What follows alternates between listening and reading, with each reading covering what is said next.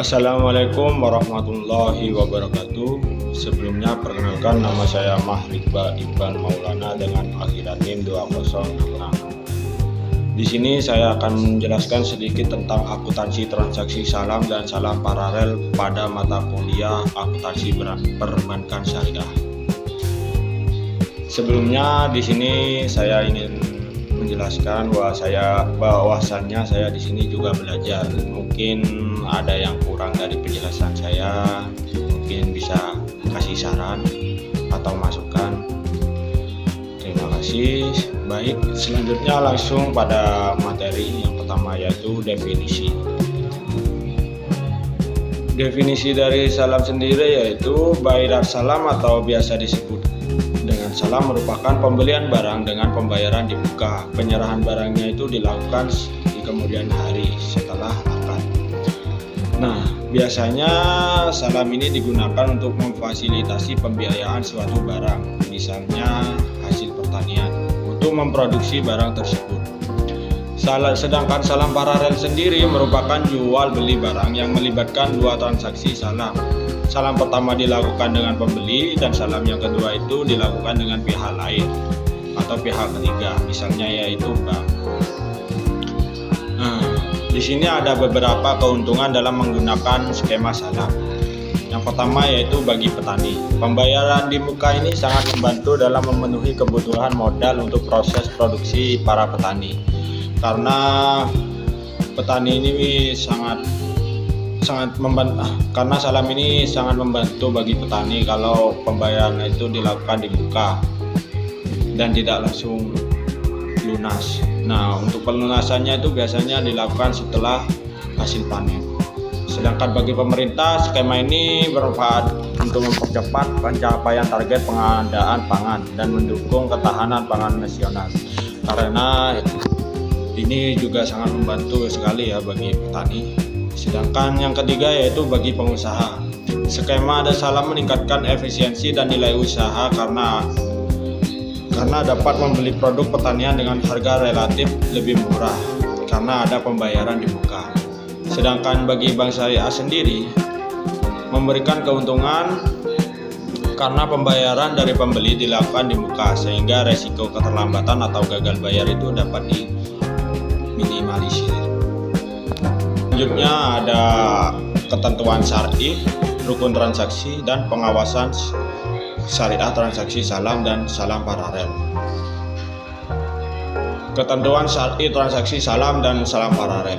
Ketentuan syar'i transaksi salam ini sudah diatur dalam Fatwa DSN nomor 05 garis miring DSN MUI garis miring nomor 4 garis miring 2000 tentang jual beli salam.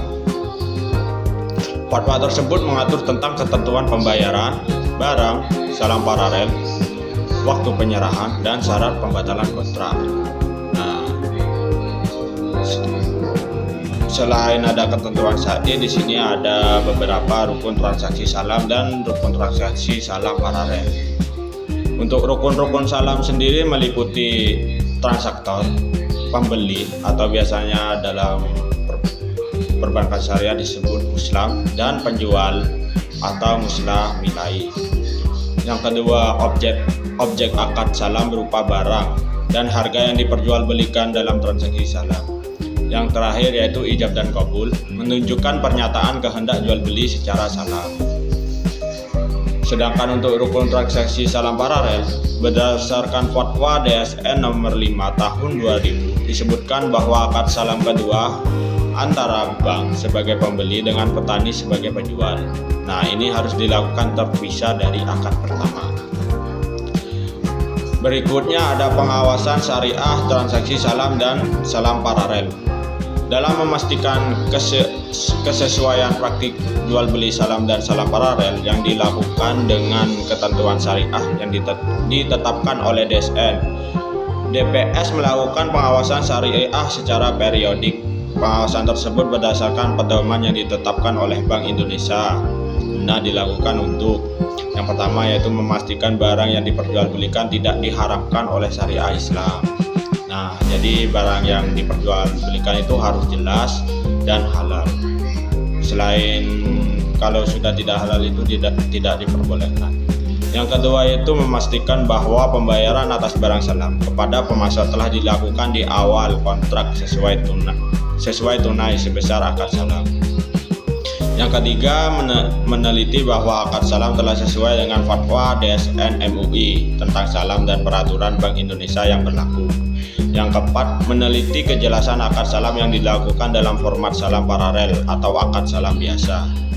Yang terakhir yaitu meneliti bahwa ketentuan bank syariah atas praktik salam paralel diperoleh dari selisih antara harga beli dari pemasok dengan harga jual kepada nasabah atau pembeli akhir. Nah, di sini ada alur transaksi salam paralel. Nah, alur pertama yaitu negosiasi dan akad salam. Nah, di sini yang pertama itu nasabah sebagai pembeli dan bank sebagai penjual. Nah, ini akan melakukan negosiasi dan jika setuju maka dilakukan akad salam. Nah, setelah akad salam dilakukan, maka nasabah akan membayar kepada bank syariah. Setelah bank syariah ini menerima pembayaran dari nasabah, maka bank syariah ini akan melakukan negosiasi dan akad salam lagi sama si pemasok. Nah, ini sudah salam ini harus dilakukan terpisah. Nah, setelah melakukan negosiasi dan akad salam, maka pemasok ini akan membayar kepada bank syariah. Setelah membayar ke bank syariah, maka pemasok ini akan mengirimkan barangnya langsung kepada nasabah. Nah, setelah barang dikirim ke nasabah, maka pemasok juga akan mengirimkan dokumennya dari pembelian kepada bank syariah lagi. Nah,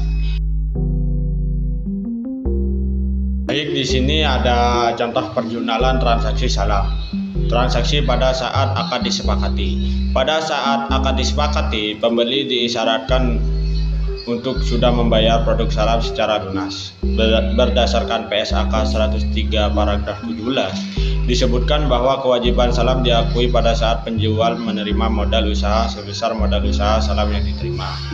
Nah, di sini ada kasus yaitu pada saat Bank Syariah melakukan akad salam dengan PT Taurik Agro Mandiri dan menerima dana salam sebesar 700 juta rupiah. Maka salam jurnal transaksi tersebut sebagai berikut. Untuk debitnya yaitu kas atau rekening pemberi PT Taurik Agro Mandiri sebesar 700 juta rupiah. Sedangkan untuk kreditnya yaitu utang salam sebesar 700 juta rupiah. Nah, berdasarkan PSAK 103 paragraf 18 disebutkan bahwa modal usaha salam yang diterima dapat berupa kas dan aset non-kas. Untuk modal usaha salam dalam bentuk kas itu diukur sebesar yang diterima, sedangkan modal usaha salam dalam bentuk aset non kas itu diukur sebesar wajarnya. Sedangkan dalam praktik perbankan ini untuk penggunaan aset non kas itu dapat dikatakan relatif tidak lazim digunakan. Selanjutnya yaitu jurnal penyerahan modal salam dari bank syariah kepada pemasok. Nah, pada saat akad salam kedua dilakukan antara bank syariah dengan petani atau pemasok, bank syariah ini langsung melakukan penyerahan modal salam kepada pemasok. Pemilihan ini dilakukan dengan pertimbangan kemampuan pemasok menghasilkan produk sesuai dengan spesifikasi jagung yang diinginkan dan harga yang lebih rendah dibandingkan harga penjualan salam bank syariah kepada Bulog.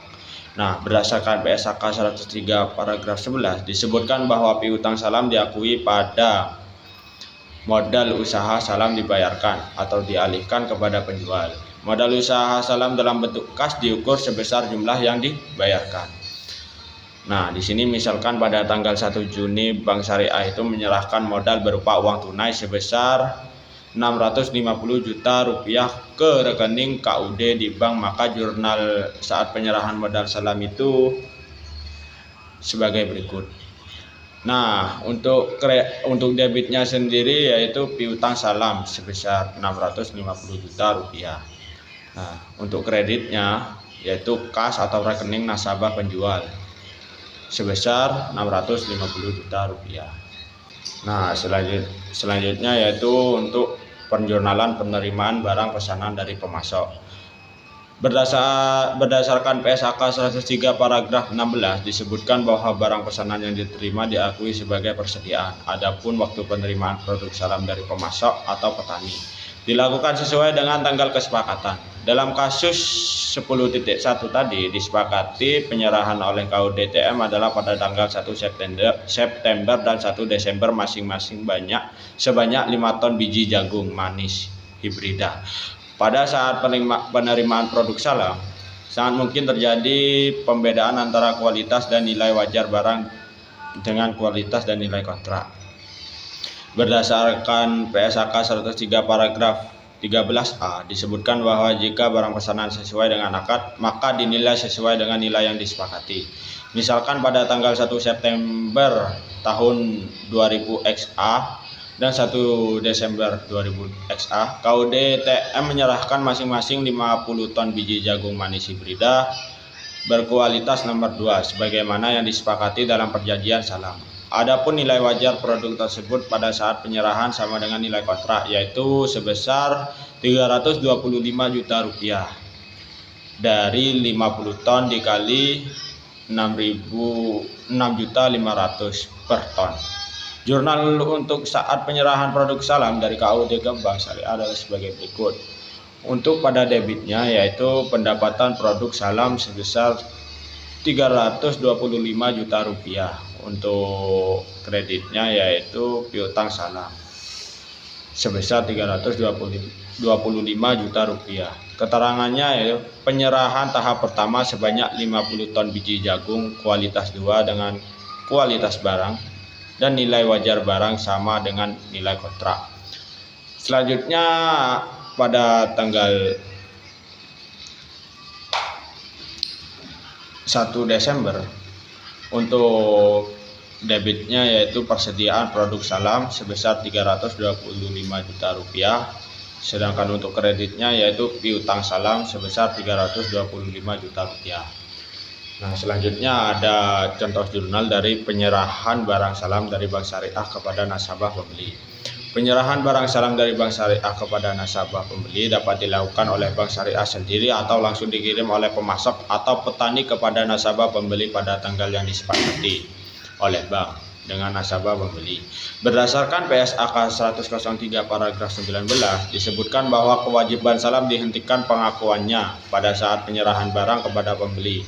Pada saat penyerahan kepada pembeli akhir tersebut, selisih antara perolehan barang pesanan diakui sebagai keuntungan atau kerugian, misalnya dalam kasus 10.1. Nah, untuk tanggal 2 bulan 9 tahun XA ini untuk debitnya yaitu utang salam sebesar Rp350 juta. Untuk kreditnya yaitu ada dua. Yang pertama yaitu persediaan produk salam sebesar Rp325 juta dan pendapatan bersih salam sebesar Rp25 juta. Nah, untuk tanggal 2 bulan Desembernya tahun SA ini untuk debitnya utang salam sebesar Rp350 juta. Sedangkan untuk kreditnya ada dua, yaitu persediaan produk salam sebesar Rp325 juta dan pendapatan bersih salam sebesar Rp25 juta. Baik, selain penjurnalan yaitu ada beberapa variasi dalam transaksi salam. Yang pertama yaitu penyerahan modal salam dengan aset non-kas. Meskipun jarang diterapkan, penggunaan aset non-kas ini sebagai modal salam dimungkinkan dan diatur dalam PSAK 103 paragraf 12.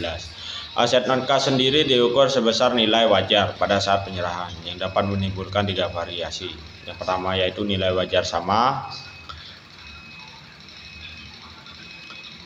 Ini ketika nilai wajar aset non-kas setara dengan nilai tercatatnya, tidak ada pengakuan keuntungan atau kerugian tambahan. Untuk yang kedua yaitu nilai wajar lebih tinggi. Jika nilai wajar aset non-kas lebih tinggi dari nilai buku, selisihnya diakui sebagai keuntungan pada saat penyerahan modal.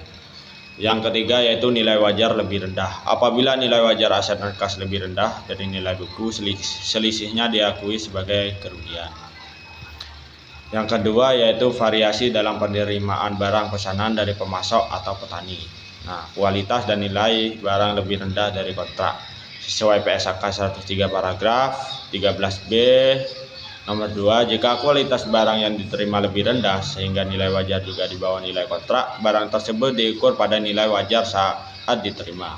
Nah, selisih antara nilai wajar dan nilai kontrak diakui sebagai kerugian. Nah, di sini ada contohnya ya.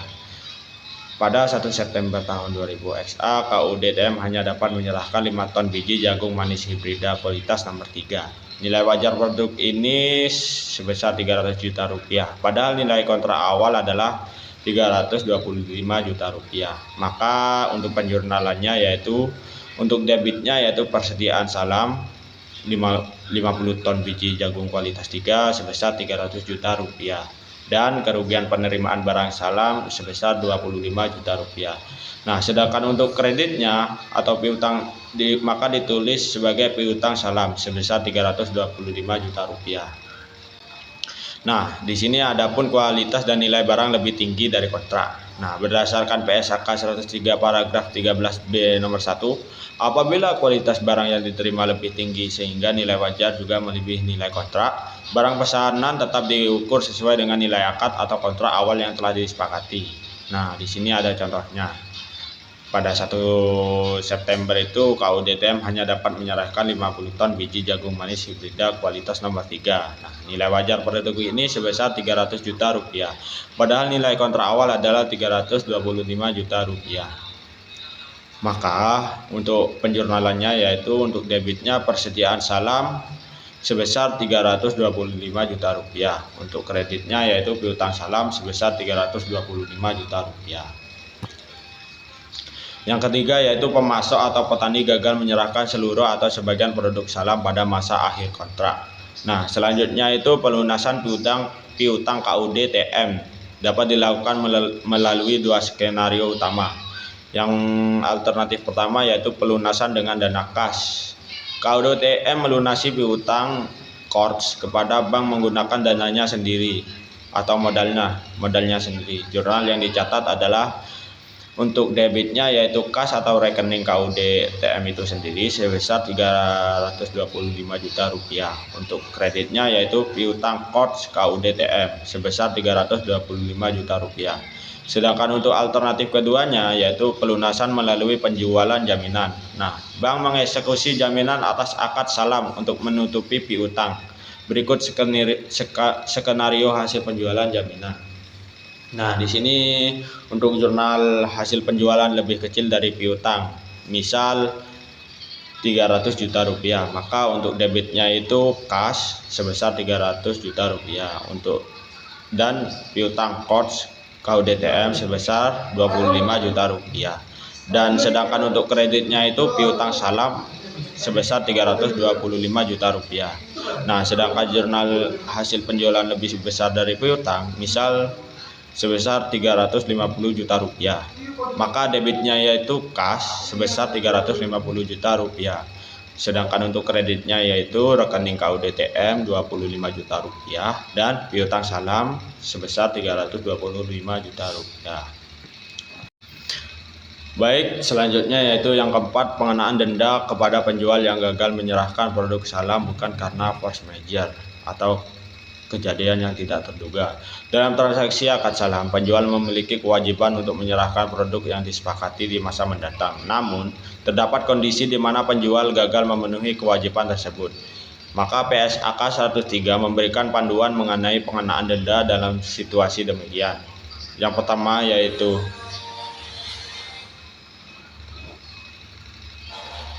yaitu dasar hukum denda. Berdasarkan PSAK 103 paragraf 15, pembeli berhak mengenakan denda jika pemasok mampu tetapi sengaja gagal menyerahkan produk salam. Yang kedua, besaran denda disepakati. Jumlah denda yang dikenakan adalah sebesar yang telah disepakati bersama dalam akad transaksi salam awal antara kedua belah pihak. Yang ketiga yaitu kondisi pengecualian. Denda tidak berlaku bagi penjual yang ketidakmampuannya diakibatkan oleh situasi force majeure di luar kendali mereka, seperti bencana alam dan lain-lain. Dan untuk Yang terakhir yaitu pengakuan akuntansi. Nah, denda yang diterima oleh bank sebagai pembeli diakui sebagai dana kebajikan atau dana kots, sebagaimana diatur dalam PSAK 103 paragraf 14. Baik, untuk kesimpulannya yaitu berdasarkan materi yang disajikan, dapat disimpulkan bahwa transaksi salam dan salam paralel merupakan instrumen penting dalam perbankan syariah yang memfasilitasi pembiayaan di muka untuk barang yang diserahkan di kemudian hari, umumnya pada sektor pertanian. Skema ini memberikan manfaat strategis bagi berbagai pihak, seperti petani mendapatkan modal kerja di muka, bank minimalkan resiko keterlambatan bayar, pemerintah didukung dalam ketahanan pangan, serta pengusaha memperoleh barang dengan harga yang lebih efisien. Pelaksanaannya harus mematuhi ketentuan syariah yang diatur dalam fatwa DSN dan MUI serta prinsip akuntansi berdasarkan PSAK 103 yang mencangkup pengakuan piutang salam, modal usaha, kewajiban penyerahan barang, dan perlakuan atas persediaan. Berbagai variasi dalam transaksi seperti penggunaan aset non-kas, perbedaan kualitas barang, kegagalan penyerahan, dan penerapan denda. Juga diatur secara rinci dalam standar tersebut untuk memastikan transparansi dan kepatuhan syariah. Dengan demikian, transaksi salam dan salam paralel tidak hanya mendukung aktivitas ekonomi real, tetapi juga memperkuat peran perbankan syariah dalam menerapkan prinsip keadilan dan keberlanjutan.